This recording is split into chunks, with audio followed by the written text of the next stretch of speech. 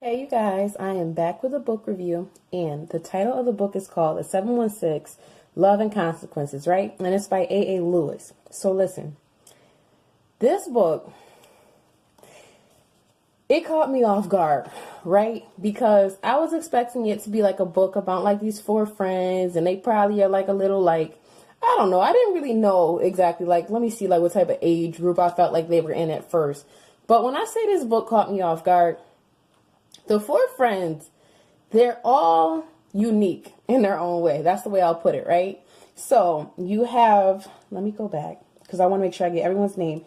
You have Ayana, you have Anika, you have Yaz, and you have Monica. Now listen, these girls could not be more different.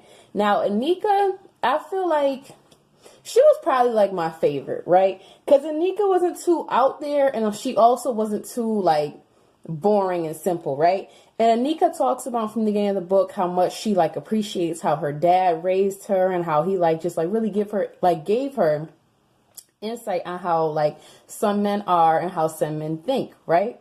So I appreciated like that aspect. The only thing that threw me off a little bit about Anika was she had said something. Let me see. She had said her father had told her, I'm trying to sit here and pull it up, like my notes, but it was a conversation that she had with her father, and her dad had told her, let me see, basically her father, okay, so where am I at? So matter of fact, so this is just her. So she's talking about this guy Q, right, that she's sitting here talking to. But she just broke up with her ex-boyfriend Quan because he basically was no good. They were on and off for 2 years. So now she sees this guy Q, right? So the thing is, her and Q clearly have history, but I guess she's not really fully trying to give in to him for whatever reason. Like, it's like she likes him, but it's just she's like not right now, kind of. So when this girl comes up to her and Q while they're talking after the club and tries to press them, Q kind of just tells the girl, like, you can go on ahead, like, I'm not interested in you, like, whatever, because he's trying to leave with Anika, even though she's not even like really, she literally tells him another time. But the thing is, the girl is sitting here like she's crying and stuff, and she's like kind of sort of pleading her case to Q, like, I don't get why you're treating me. However, like, it's not exactly clear what she was saying to him, but she's clearly showing her emotions, right? So Anika says that the only difference, she said, I knew all too well what that girl was going through. I felt bad for her. The only difference between her and me is in that moment, no nigga is ever going to have me crying and acting a fool in public. They ain't ever going to see me hurt like that. Grown women cry in the dark. Little girls wear their feelings on their sleeves. So she said, I guess by her actions, Q and I both know she wasn't woman enough for him. I don't like stuff like that. Like, to me, it's just like, if you show your emotions, you show your emotions. That don't make you woman. That don't make you strong, because you don't. It makes you human that you do. Like, I feel like everybody done been in that situation where you really cared about somebody, and like, if you're feeling show, you're feeling show. Like, I don't feel like it's a matter of, oh, you're not woman enough or you're not man enough if you show your feelings to somebody.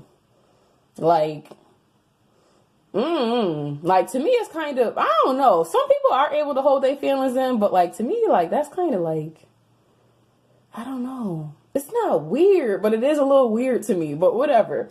So that was my only thing with her. Now, as far as the other ones go, who was the next one? So it started off with Anika telling her story. Now, Yaz is wild, okay? Yaz was wild. It becomes very clear from the beginning that Yaz is not, she don't discriminate about getting wild and getting crazy with guys, basically.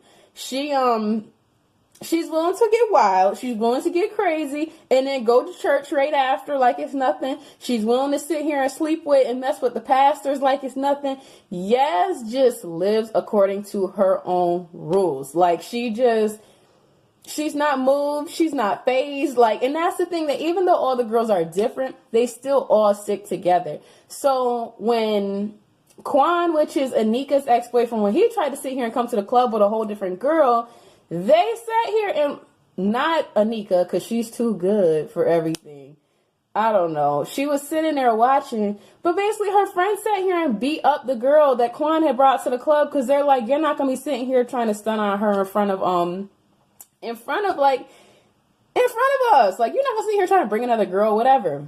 So, poor girl, she didn't even know what she was probably walking into. I felt bad for her. Now, trying to get to the part with Monica. I'm trying to get to the part with Monica because I feel like Monica was the one that had me like, was it Monica? I'm trying to sit here and scroll because I'm trying to make sure that I get everything right. But, so it was Monica. Listen, I feel like Monica is the wildest out of the group. Like, I truly feel like she is the wildest. So it starts off with her sleeping with this guy named Jerome, right? So they going all in. Jerome leaves. Matter of fact, no, her and Jerome were at a hotel. She goes home. So Jerome drops her off after they've been up all night going crazy, whatever, right? She wakes up the next morning and she hears a knock at her door. And she's irritated because she's like, who could be knocking at my door this early? It's Terrence, right? So she's like, you know what? She lets Terrence stay for a minute.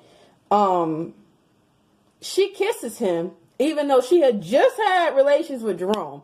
No type of discrimination whatsoever. She just like, I'm like, okay, whatever. Now, while he's there, Mike sits here and pops up at her house too. Now, Mike is somebody else that she also sleeps with occasionally. But the thing with her is, she sleeps with these men, but she tells them from the beginning, I don't want any relationship with you. I don't want any relations.